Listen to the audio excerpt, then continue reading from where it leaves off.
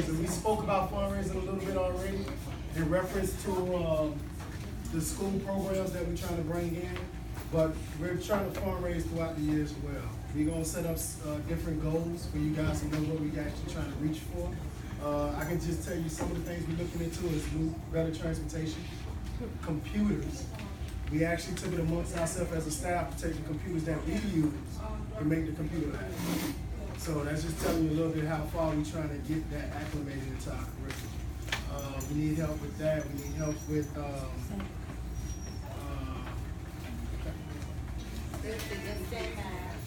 and back to the program. The mind play and the SINMAD, transportation, encounter. And I'm gonna let Ms. Cammy talk about that, but that's a trip we take every year. The grades that takes that trip is 6 to 9. And Ms. Cammy will tell you a little bit more about what's entailed in that trip. Okay, so encounter, which is very important to me, especially this year, 6th grade through 9th grade. Some of you already know, I've already called you and I've spoken with you.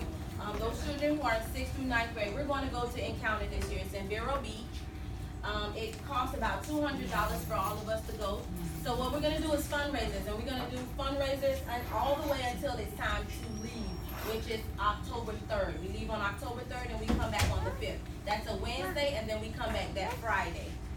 We would like all of our 6th through 9th graders to go. What they do is when they get there, they'll have activities where they go down the water slides. They have like canoeing. It's located at a camp. They have s'mores at night. They have to run out the something. Chukwamamba, something like that. Yeah, Takara has been. And so she knows they have different games on the basketball court. They play basketball all day long. And then they have services where the children have an encounter with God. And so during middle school, you know, it's one of the hardest times in their little lives that they're changing. And so it's really a good time for them to go middle school and high school, the beginning of high school. So we really would like our children to go. So if you're interested in that, we're going to be jumping on that as soon as school comes back. So that's all you're going to hear for the first few months, encounter, 6th through 9th grade. And we're going to try to fundraise all of the money, so a lot of the money is not coming out of your pocket.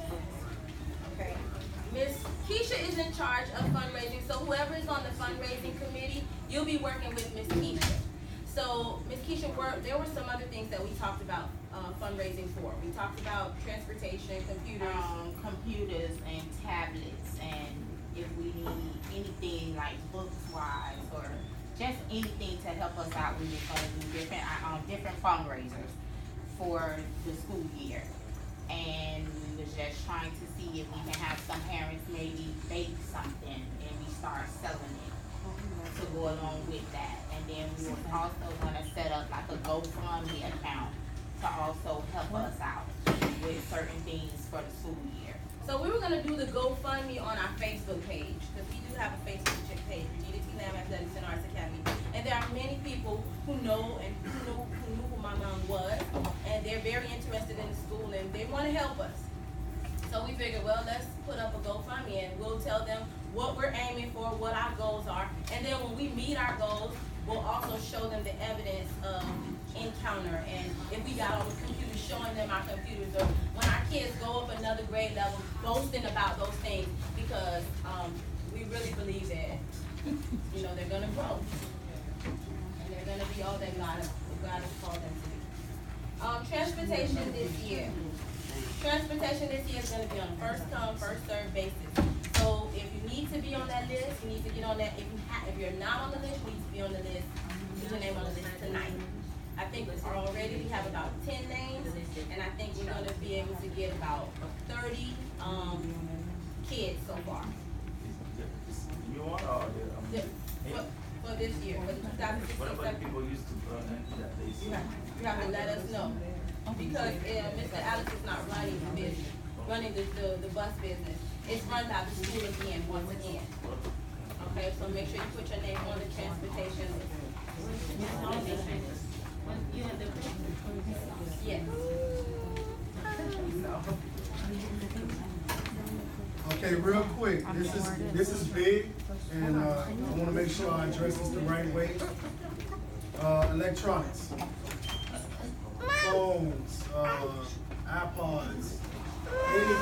electronics has been a problem last year.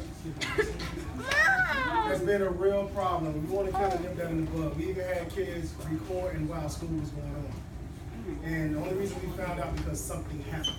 You get what I'm saying? And it wasn't that they was up in the classroom just taking pictures. They was doing it in bathrooms and things like that. We asked for the kids to turn their phone to your teacher. It's been something we've been doing for years. When we do it the right way, as in us as the school, the staff, parents, and the students, it shows a difference. It definitely shows that the kids is more focused. So we definitely want to make sure that is something that we're not going to play with, zero tolerance. I don't even think we're going to do the 1, 2, 3 strike rule. We're going to do one. And we got to just nip it in the bud because it was too much last year. It was too much. It could have been worse, but thank God for us and the staff we was able to nip it in, but we took a lot of time away from other things to make sure nothing big happened. We don't want to do that. So we ask that parents reinforce it at home. If you're reinforcing it at home, listen, if you're taking your phone, give your phone to Mr. Randolph. Give your phone to your teachers so that, you know, it's not taken away, because you end up calling us and say, give my child their phone back. Can they have a phone? Because they need to call me or whatever, but they're not using the phone properly. But if you've already warned them, listen, when you go to school, you use that phone in the proper way. You're not videoing, you're not in the bathroom taking selfies and ussies and all of that stuff. You know, so we're asking as the parents, you give that reinforcement. And then us working together, I think we'll have success.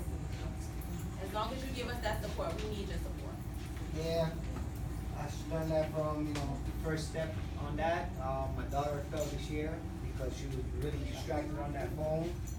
Parents, if there's an emergency, the teachers will be calling you on. They really don't need the phone when they're in school. They're better off studying in the books, keeping away from electronics as much as possible. I think that'd be the best way. And we do have a phone as well. We have a school phone. So if they need to reach out to you guys, we'll definitely allow them to go, as long as it don't become a habit. We know how habits start, so. Yeah. But we don't have no problem with letting them reach out to you guys at the right time. Uniforms. Uniforms, we want to be strict on this again. We used to be a long time ago. We let up. We let up with some color codes and a lot of different things to kind of accommodate the parents. We're trying to find shoes, black shoes, all black shoes. So we let them wear different color shoes. But when it comes in the tucking in, the fullness of the clothes. The belt. The belt. Girls, no cut off pants. You seen that last year, we cut the pants and it became. It was here instead of down to Right. almost the knee, Yeah. and making the short shorter. And also the color sequence. Oh, the color sequence is orange and a jade green. The jade has to be purchased only from Ivory. It cannot be a jade from any other store but Ivory. But they can wear orange or white from any other store, and khaki bottoms.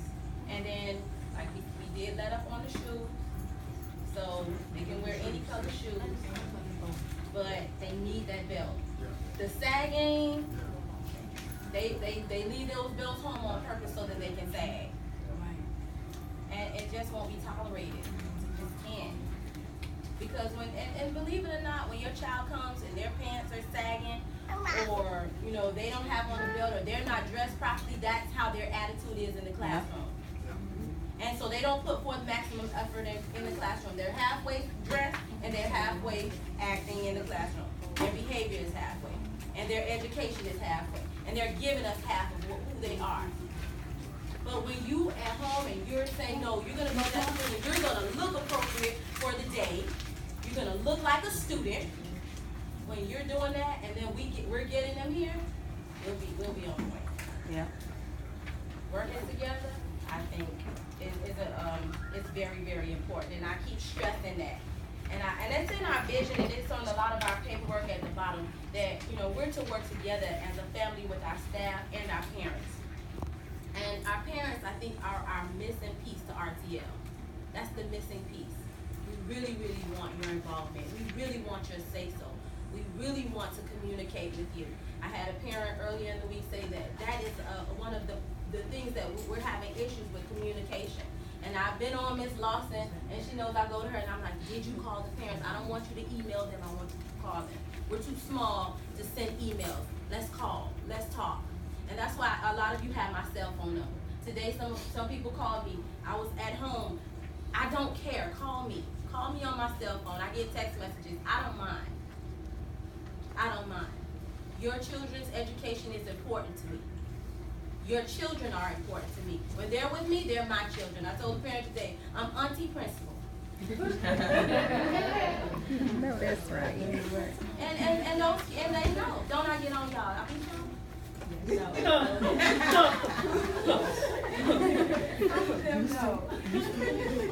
Okay. Uniforms. I also want to talk a little bit about this, and it's really not a huge issue, but I know it's an issue. And so, and a lot of the parents that need to be here aren't even here to hear this. A lot of parents of the students that need to be spoken with. We have, sometimes we get on the bus and we have older children with younger children. And they say things like, you're gonna give me $1, or, you know, they make statements like, you know, different things like that. And we know what I'm talking about, bullying. It's not gonna be tolerated at all. 2 or 3 years ago, I think it was longer than that, I had one student do it and I put him out of the school, no questions asked, put him out. That's where I am now. Because I would rather keep the good kids than spare my good kids from one bad seed. I'm sorry. If your child is bullying, they have to go. They have to find another school. It won't be done here. And I won't allow them to bully anyone or speak rashly or harshly to any of my younger students or anybody in their grade level for that fact. There's ranking that goes on in middle school, and I know that the kids are doing it for fun and they're having a good time while they're doing it. But what happens? At the end of the day, you go home, you think about that ranking, you think about what such and such said about you, and then you come back and now you want to fight tomorrow. Because even though it was done in fun and games, you think that there's a little bit of truth to that. Or maybe you have some insecurities yourself, and you know how it is when we have insecurities and someone says something to us. So it's 10 times worse with the child. So we're also gonna need your help and your support in that aspect as well. We won't tolerate bullying. So know that your kids are safe here, and to have a safe, fun learning environment, we need the help of our parents. Also, we welcome you guys, people. We're not closed-minded. You guys see anything that you feel like can be changed, please let us know. Changed, improved, better. You know, let us know. Let us come to me, catch Miss Kenny. Trust and believe I'm here. And she's here too. You can catch Miss Watts, anybody in the staff. Catch them, bring it up. If you want to be anonymous for whatever reason, that's fine, give them a note. But we gotta work together. One thing I can say since I've been here for 6 years, and I hear stuff. I'm not talking about from us only, I'm talking about from parents. And one thing I can say is that my effort, I kind of do it just for the kids. And I got parents here that I always talk to about fundraisers and things like that, but I do stuff without even asking. I take kids home, I give kids clothes, I buy anything, it could be clothes and detergent, whatever, I done did all that. And sometimes I hear that the school is asking for this, and they always asking for that. Man, this is rough, it's a small school. I'm gonna be honest with you, it's a small school. So when we ask you guys for different things like fundraising and just y'all time, we need it. We need it. Like I told you, I got so many hats, she has so many hats. We're not just talking, it's real.